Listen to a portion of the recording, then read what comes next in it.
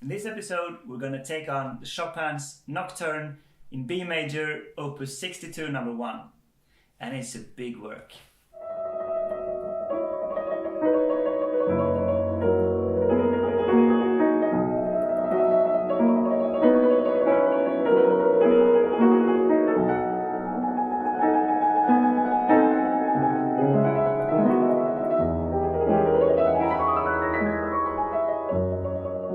So, Opus 62 contains 2 nocturnes, and it's the last nocturnes that Chopin wrote in his life. So, we're dealing here with the style of late Chopin. And if the early Chopin style is more direct to the point, the late Chopin is more complex, like more things going on, more layers in the music going on at the same time. It's really fascinating music. It might be slightly harder to follow when you're listening to it, but it's really worth it. So it starts off with 2 bars of introduction. It's like calling attention to the piece that it started, and it's such a jazzy chord, like a piano lounge or something. And just like letting it die out on its own and the rest, and then it starts for real.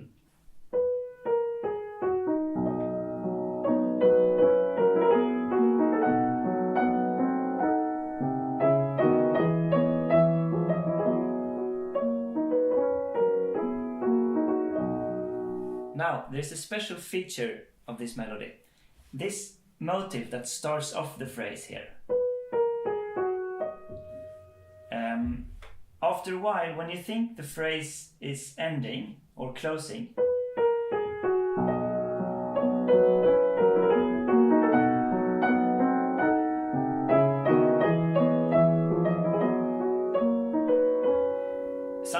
somewhere around here, this motive comes again. So at the same time as it's closing off the first part of the phrase, it's the start of the next part of the phrase. So you get this.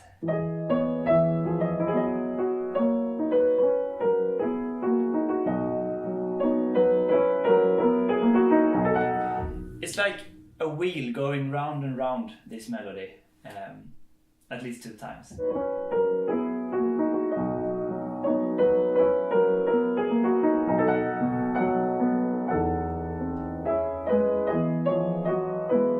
Now, after the second time of the wheel, we get some minor and some tension here.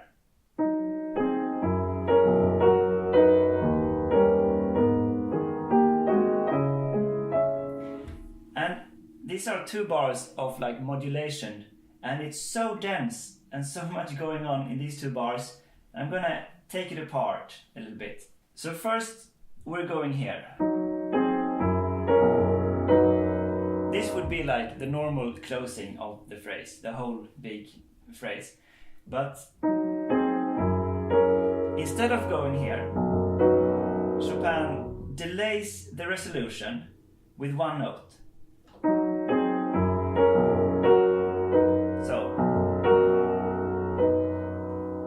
Just when it's resolved, the left hand moves on to another harmony. And then again, it's a suspension, delayed resolution, creating this suspension. And sometimes I call it the heartbreak suspension. And then, just when we finish that, again it's moving on. And you get the idea now. Yet again, it's a delayed resolution, so it's a suspension with 1 note. There. So, you really have to take some time when you play this, so you can hear all these super nice and heartbreaking suspensions and resolutions.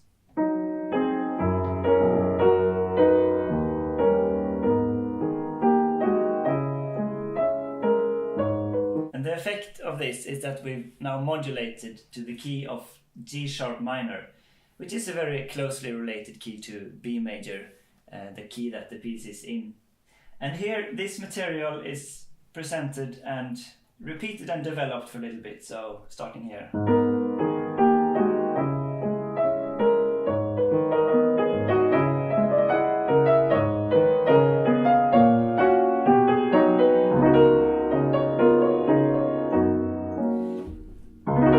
Such a jazzy chord, I mean, way ahead of his time, Chopin.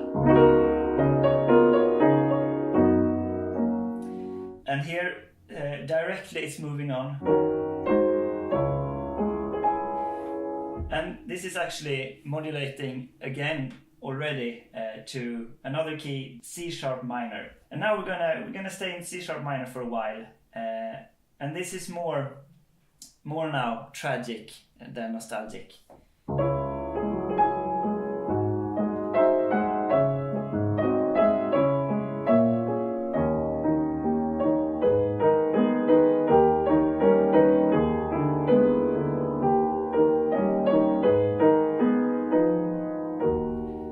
This is an unexpected minor chord. We didn't expect that. So now it's more sad even.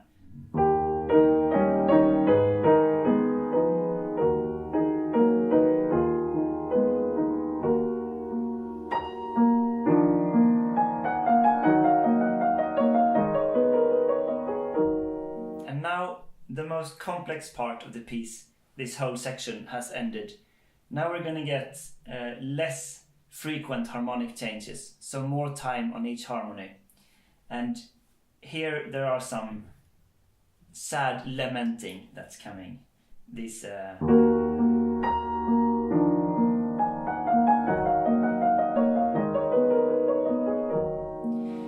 you start on a high note and just going down over these minor chords and these tension chords.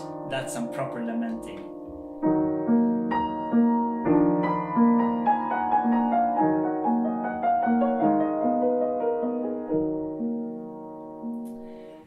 And here comes one of the best moments in this piece. First, there's like an impulse of a repetition of this lamenting. So you come down here. Impulse, but pianissimo, very soft. It's like you can't muster a repetition of the lamenting, or you keep it inside you. So this is all that comes out. It's like an echo of it. But then, suddenly, everything comes out.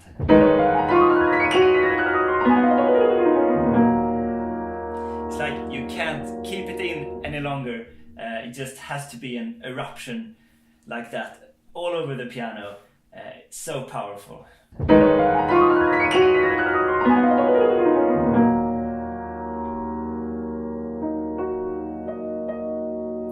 This is just filling out the sound of this chord. And here we get a return of the main melody.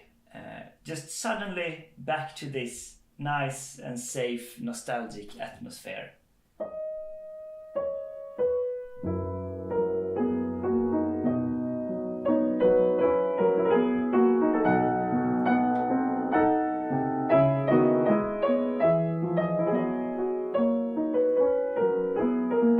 The wheel. A slight variation of the wheel here.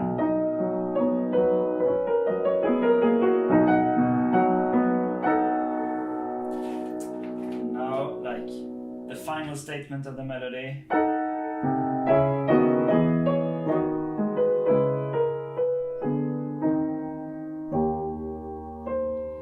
It's moving on now this time. Here starts actually the proper middle section of the piece. It's such a big piece. It got all these sections and things that's happening. Now, the middle section might be harder to get a grasp on than the music before, actually. It starts off not as complex and dense as before, and not so complicated.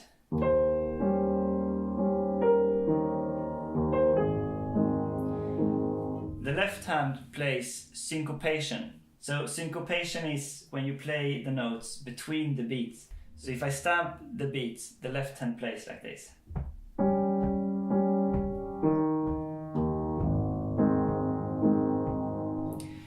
And the right hand plays on the beats.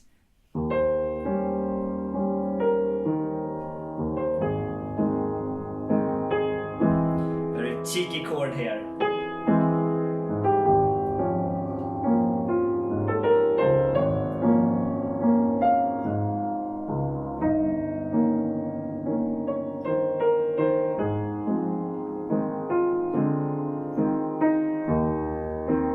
Here the syncopation gets so active that it's hard to know where the beats really are. And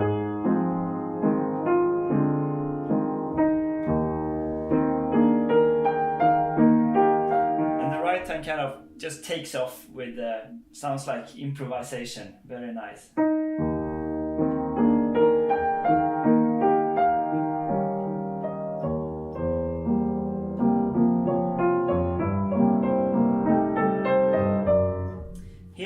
Something starts to grow.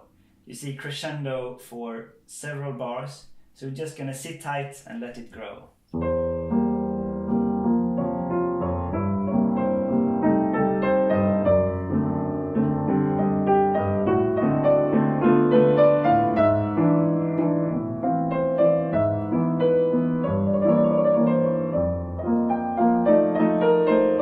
Kind of goes up and down a bit here.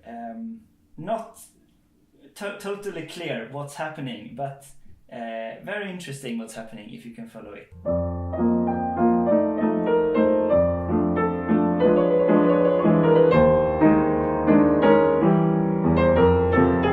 Some kind of climax here in this phrase.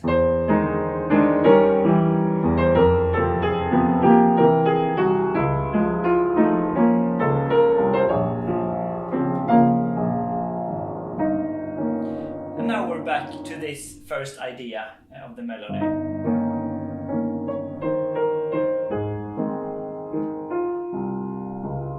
Calming down.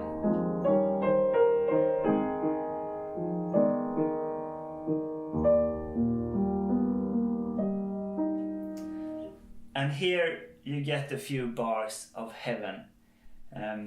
We have had this diminuendo, so coming down gradually, and then suddenly it starts to go upward again, and you get this beautiful chord and sound here.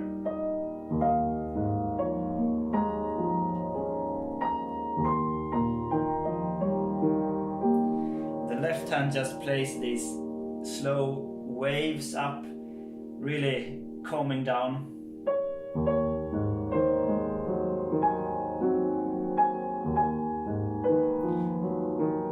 Melody is trying like different notes.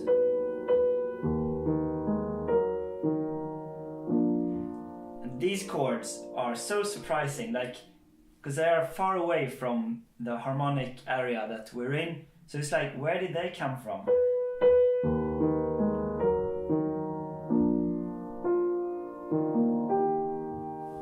I don't know. Then we get a trill. Still on this chord, but now, like, within this trill, the key signature changes, and when you get this F sharp on the next bar, the key shifts, so we're back in the main key of B major.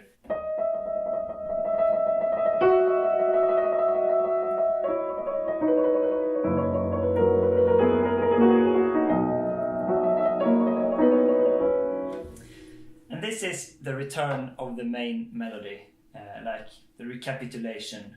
And you remember this melody, the wheel. This is what you get here. It's only one thing that's different. There's a trill on every note, so constant trilling. And this is basically Chopin creates a new sound for the piano where the melody comes through. So instead of, you get this super vibrating sound quality.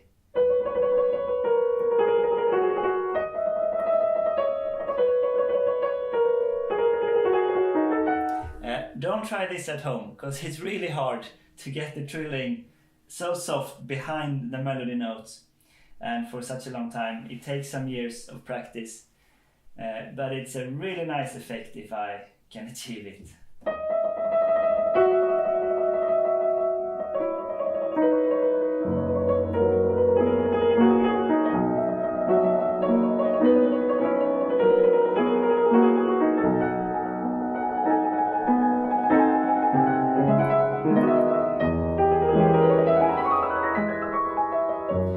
You get a scale instead of the trill for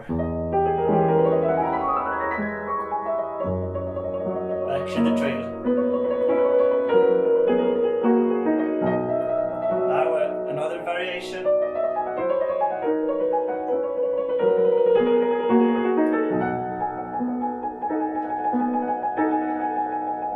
Now shifting the harmony with one note of the trill.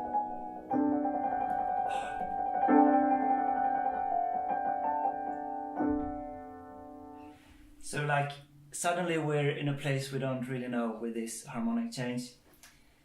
And now we get a few bars of modulation, so we're gonna come back to where we know we are. So it sounds like this. And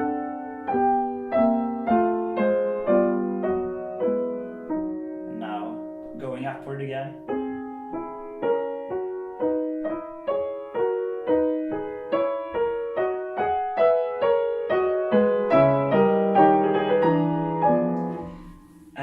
In these bars, there is some hidden material that I'm gonna talk a little bit about.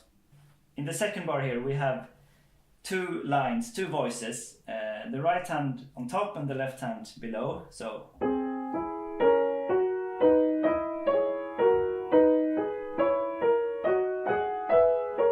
and if we just listen to the line below once,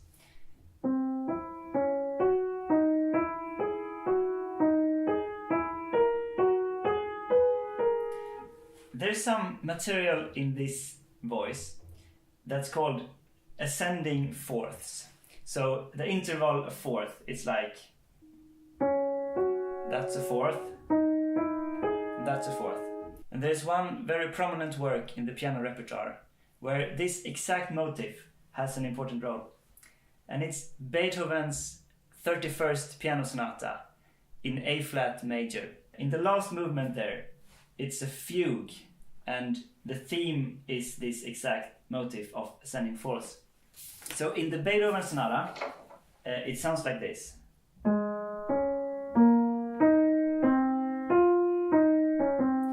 Then the same theme comes in the right hand, and the left hand continues playing another thing.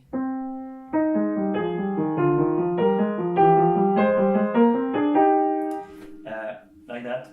There's a story surrounding this sonata that like Beethoven was sick and almost dying, but then he recovered and rose again from the sickness and was strong again. And this is kind of manifested in this theme of the final movement of the fugue. This, and you can feel it with these intervals.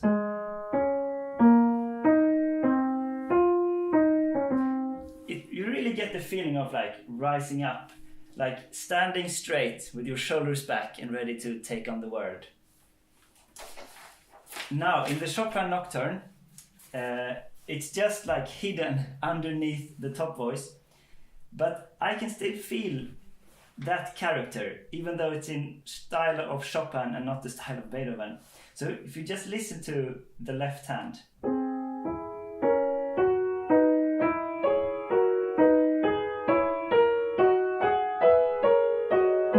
and so on, you can kind of just barely discern that it's there, but I feel that it is.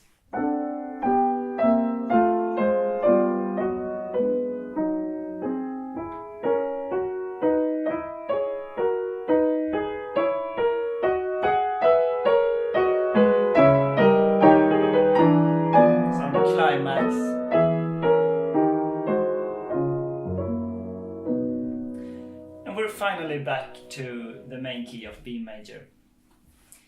And here starts the coda, the ending section of the piece.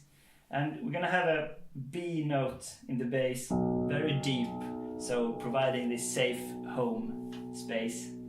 And the right hand is just gonna go on like very freely and play some nice scales and try out some notes up and down.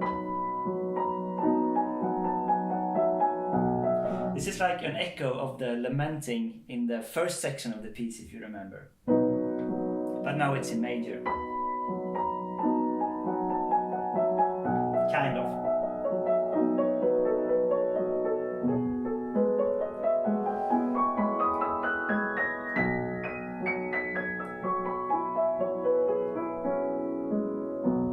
And this second harmony we get here, after B major,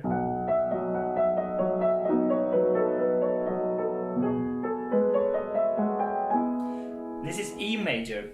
So if B major is your home chord, E major is like your backyard chord.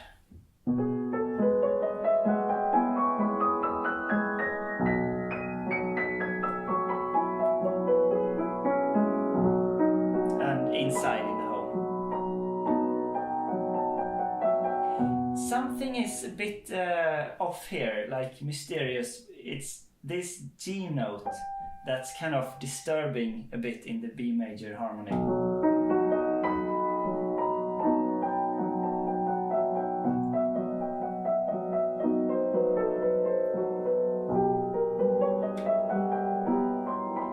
And it's actually paving the way for this E minor chord. So if E major is your backyard, E minor is the backyard, but in the night, in the darkness, and you don't know what's out there, so you get a little scared.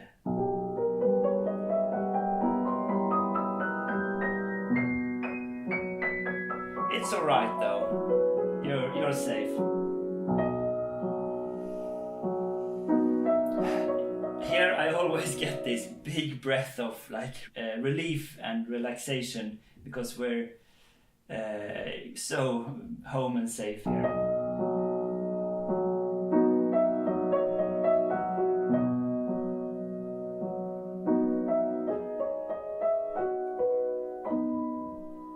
Now there's just 3 more statements of the melody, short statements of the melody left. It's this movement.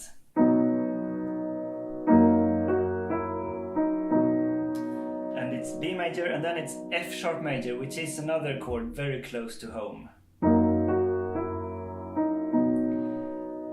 And then this movement of the melody, it's repeated a second time, but over another chord, over the E major backyard chord, and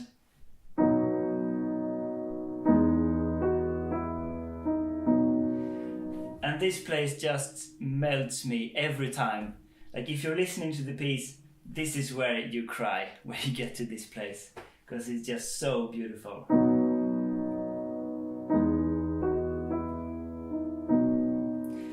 And then the third time, it's just to come back from the crying.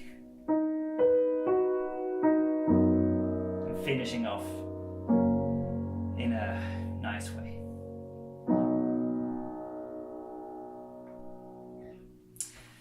So I hope you're ready to listen to the whole thing, because here it comes.